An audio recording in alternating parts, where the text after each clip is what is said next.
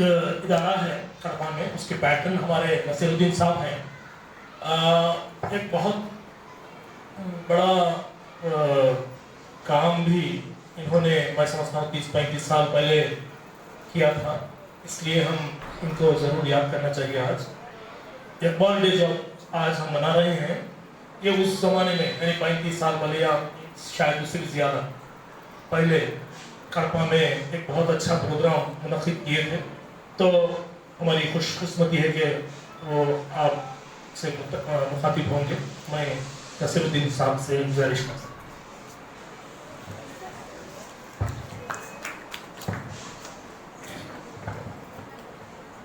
جناب خالد بادشاہ صاحب، ہمارے بزرگ دوست جناب رسول اللہ بختیاری صاحب، محترمہ پروین، محترمہ شازیہ صاحبہ، محترم صدر صاحب، سیکرٹری صاحب کریم الدین اور عزیز ترین طالبان،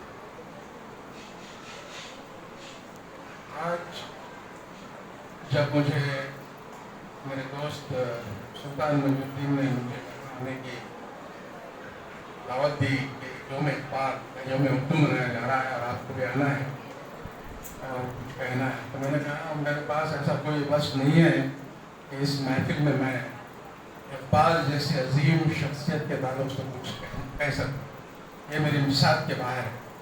لیکن پھر بھی انہوں نے شاید مجھے یہاں زینت اس وسنت پہ بیٹھتی اس لیے بخشی ہے کہ آج سے 45 سال پہلے 1975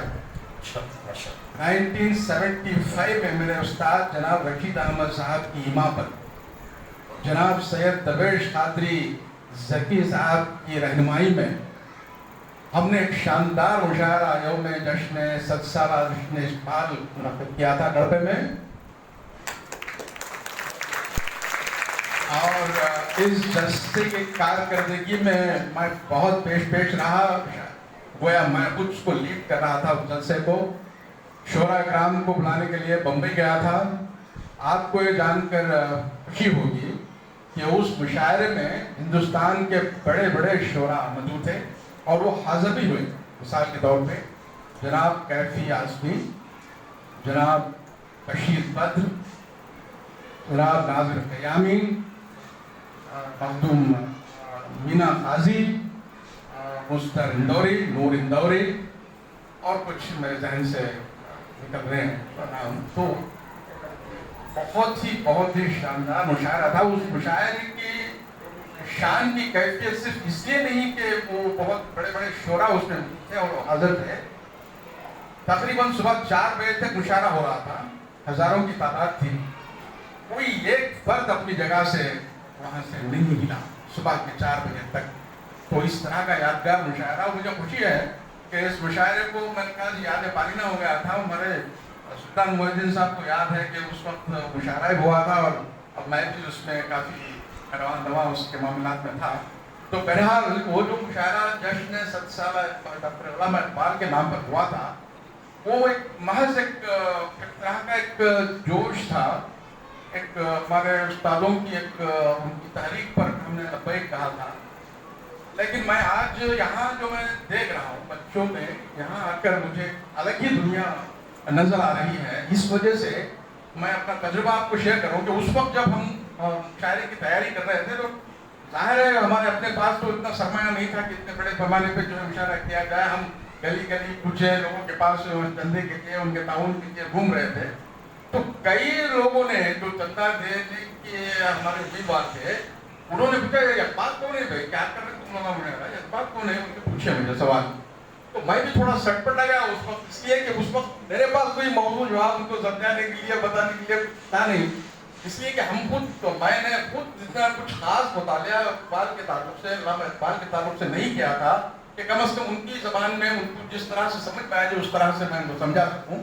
تو بعد میں وہاں سے ہٹنے کے بعد مجھے خیال آیا کہ کر رہے ہیں ہم یہ تو بس بہت اس میں اپنے جوش میں، اپنی روانی میں کر رہے ہیں، ورنہ تو شاید ہم اس کا حق ٹھیک سے ادا نہیں کر رہے۔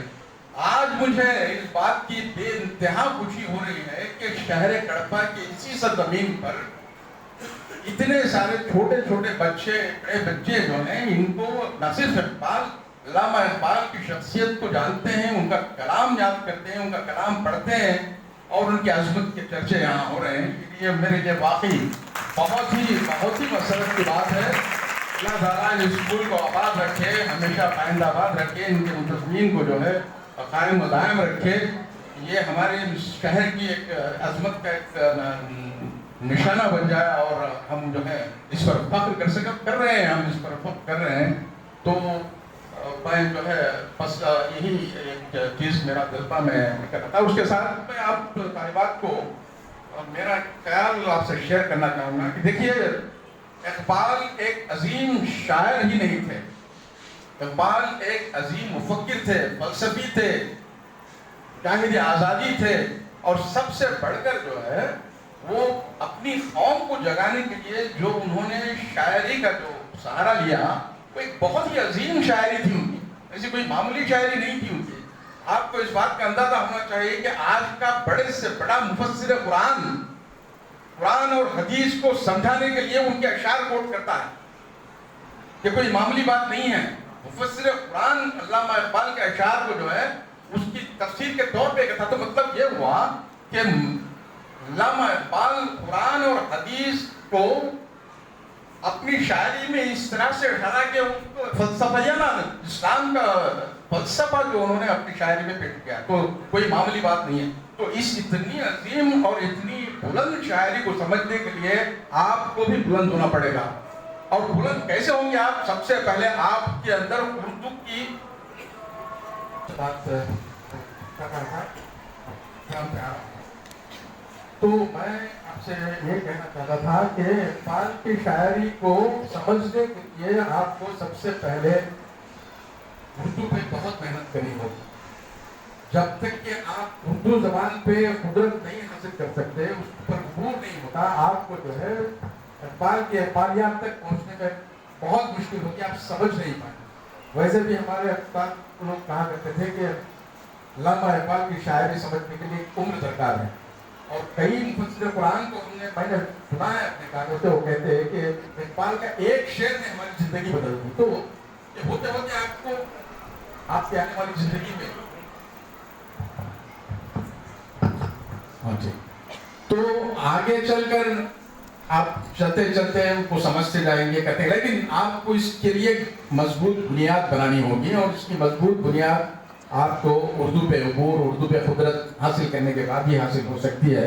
मिसाल के तौर पे मैं आप साथ साथ जैसे जैसे आप उर्दू ज़बान से मोहब्बत करेंगे, उस पर जो है मेहनत करेंगे, तो आपकी फिक्र और सोच में वसअत पैदा होगी, आपकी समझदारी में इजाफा होगा, आपको दुनिया समझने में, दुनिया वालों को समझने में, दुनिया वालों के ख्यालात को समझने में, और खुसूसन जब हम जिक्र कर रहे हैं अल्लामा इकबाल के उनका अपना मंशा जो अपनी शायरी में, उसको समझने में आसानी होगी। मिसाल पे एक छोटी सी मिसाल देकर मैं बात को खत्म करता हूँ। बहुत बार आपने भी सुना होगा कि इकबाल का शेर है कि सबक पढ़ फिर सदाकत का, सबक पढ़ फिर सदाकत का, शुजाअत का, अदालत का। और उसके बाद फिर दूसरे मिसरे बात ना, तो पहली बात ये तीन चीजें हैं जो इस शेर में मेरी नजर में इकबाल ने इस्लाम की, मुसलमानों की पूरी तारीख को सिमट के रख दिया है। फिर पढ़ने को कह रहे हैं। फिर पढ़ने का मतलब यह है कि हमारे बुजुर्ग, हमारे अस्लाफ ने पढ़ लिया था, वो पढ़ने की ही सूरत में जो है सारी दुनिया में इस्लाम का परचम लहराया था, उन्होंने, अल्लाह ने उनको कामयाबी दी थी। उसी वजह से हमको फिर कहा जा रहा है कि फिर पढ़, सबक पढ़ फिर सदाकत का, शुजाअत का, अदालत का। ये सदाकत क्या है? सदाकत क्या सिर्फ सच बोलने का नाम है? इसको समझना चाहिए। सदाकत जो है हक पे कायम रखना, हर सच्ची बात को, उस हक के लिए खड़े होना, उस पे कायम रहना, चाहे किसी भी तरह की तकलीफ आ जाए। तो इस तरह की गहराइयां होती हैं उनके अशार में, उनके मैसेज में। वही बात शुजाअत है। शुजाअत ये नहीं कि हम बहादुरी से खड़े, किसी से लड़े, किसी से जवाब, ऐसी बात नहीं है। बहादुरी वो है कि हम हर मुश्किल हाल में सब्र के साथ, पूरे तहम्मुल के साथ उसका सामना करें और आगे बढ़ने की कोशिश करें। और फिर बात अदालत की आती है। अदालत ये नहीं है जो हम देखते हैं अदालत वकीलों की, जजों की। अदालत जो है हमको खुद अदल करना होगा। अदल से जो है ہمارے شخصیت میں وہ بلندی پیدا ہوگی، اور ان 3 خاص خصوصیات کی وجہ سے سوسائٹی میں ہماری پہچان بنے گی، طاقت بنے گی، جس سے کہ دوسرے قوم بھی جو ہے مرعوب ہوں گے، اور اسی مرعوبیت کا شکار ہونے کے بعد ہی جو مسلمان حکومت کئی سال کئی ملکوں پر کیے تھے۔ تو میں نے یہی کہنے کا یہ کرتا ہے کہ پھر دوسرے مصرے میں انہوں نے آخر میں کہا تھا کہ سبق پڑھ پھر صداقت کا، شجاعت کا، عدالت کا، کہ تجھ سے کام کیا کہتا اس کا کہ لیا جائے گا تجھ سے کام قوموں کی امامت کا۔ قوموں کی امامت کیا ہے؟ لیڈ کرنا، لیڈرز بننا۔ تو انہی اوصاف سے آپ جو ہے لیڈرز بن سکتے ہیں۔